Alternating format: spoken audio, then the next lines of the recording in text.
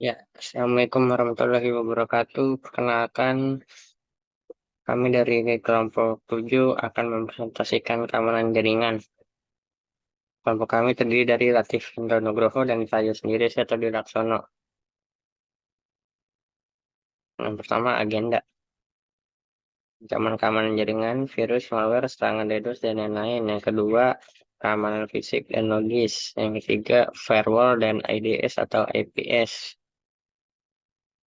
Ancaman keamanan jaringan adalah serangan yang dilakukan untuk mencuri data rahasia, mendapatkan akses ilegal atau merusak kinerja jaringan.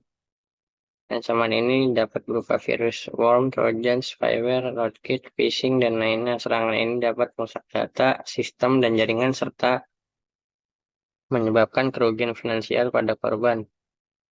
Ada dua jenis ancaman, yaitu ancaman fisik seperti serangan pada perangkat keras jaringan dan ancaman logis seperti serangan melalui software dan jaringan. Virus adalah program yang dirancang untuk menduplikasi dirinya agar bisa menyusup ke program komputer lain. Virus bisa berasal dari website atau spam email. Virus bekerja untuk merusak data dalam komputer sehingga tidak bisa diakses oleh pengguna. Cara kerja virus pada komputer, penyebarannya.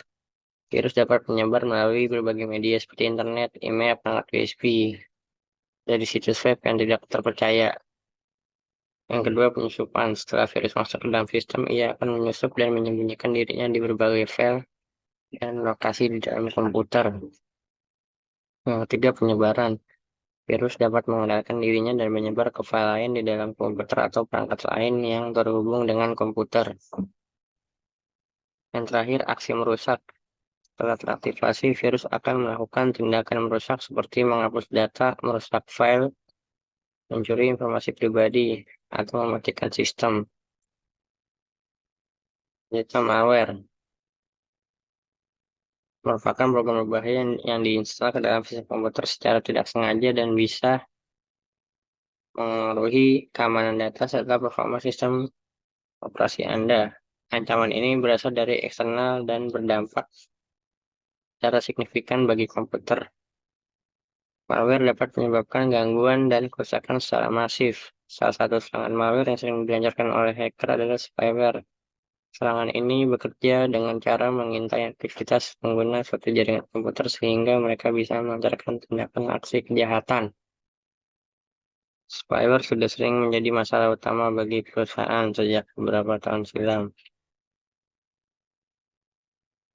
Bahaya dan dampak malware. Malware dapat menyebabkan kerusakan serius pada sistem komputer dan jaringan, termasuk kehilangan data, penyalahgunaan informasi pribadi, dan pencurian identitas. Malware juga dapat membuat sistem menjadi tidak stabil atau tidak berfungsi sama sekali, dan dapat memperlambat kinerja sistem. Beberapa jenis malware bahkan dapat mematikan sistem secara permanen. Selain itu, malware dapat menyebar dari satu sistem ke sistem lain sehingga dapat menginfeksi banyak komputer dan jaringan.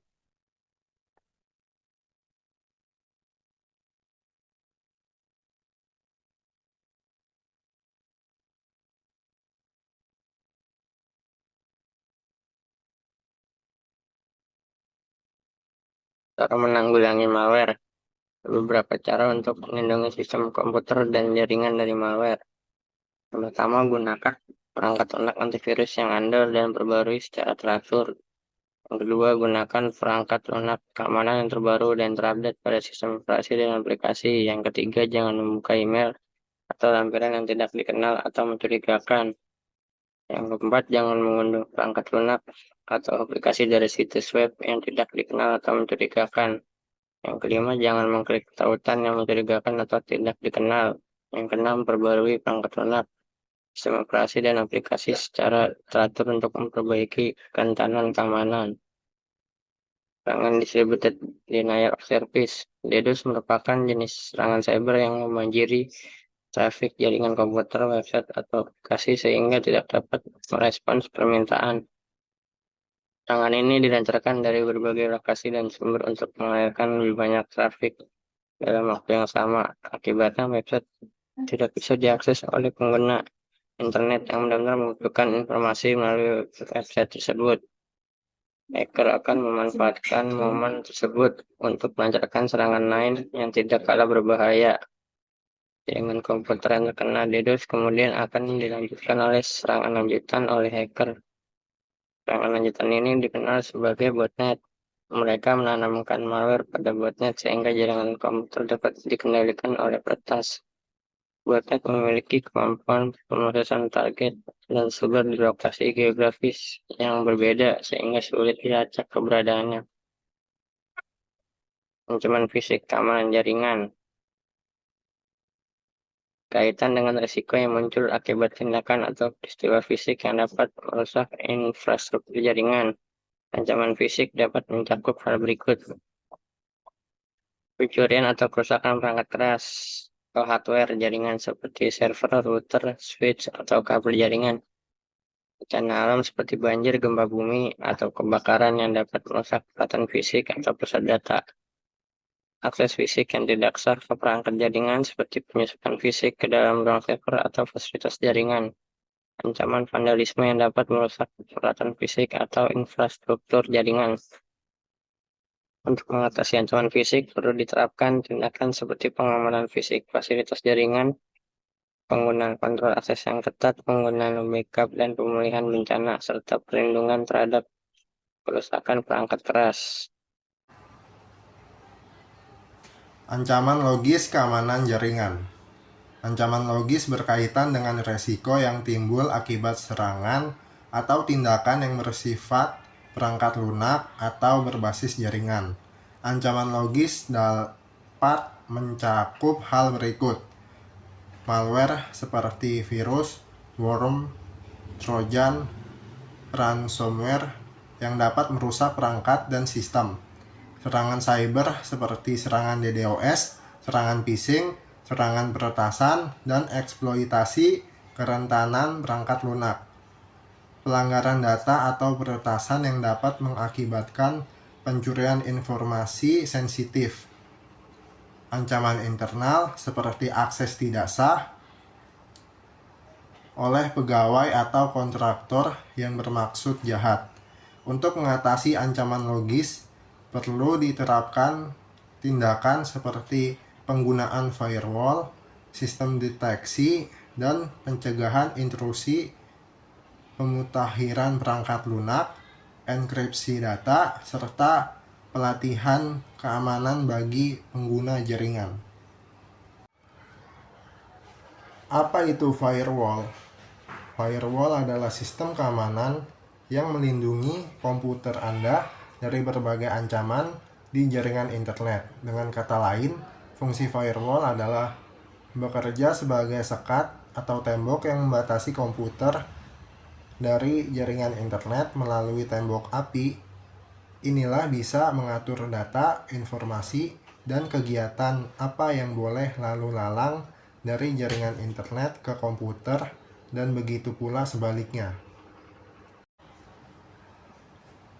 Fungsi utama firewall: mengatur akses dan peraturan lalu lintas jaringan, melindungi jaringan dari serangan cyber seperti serangan DDoS, serangan phishing, dan peretasan, melindungi jaringan dari malware seperti virus, worm, dan trojan, menyaring lalu lintas berdasarkan alamat IP, port, protokol, atau jenis aplikasi, memantau aktivitas jaringan, dan mencatat log untuk analisis keamanan.